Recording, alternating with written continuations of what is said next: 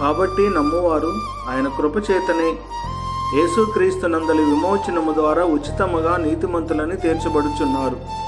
రోమీలకు రాసిన పత్రిక 3వ అధ్యాయము 24వ వచనము. ధర్మశాస్త్రము మోషే ద్వారా అనుగ్రహించబడెను, కృపయు సత్యమును యేసుక్రీస్తు ద్వారా కలిగెను.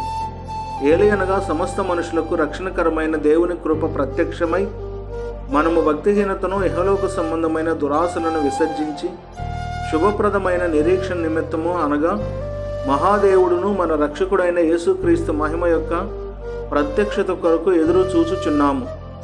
మీరు విశ్వాసం ద్వారా కృపచేతనే రక్షింపబడి ఉన్నారు. ఇది మీ వలన కలిగినది కాదు, దేవుని వరమే. ఒకని అపరాధము వలన అనేకులు చనిపోయిన ఎడల మరి ఎక్కువగా దేవుని కృపయు యేసుక్రీస్తును ఒక మనుషుని కృపచేతనైన దానమును అనేకులకు విస్తరించెను. దేవుని కృప మీకు సదాకాలము తోడైండును గాక. ఆమేన్.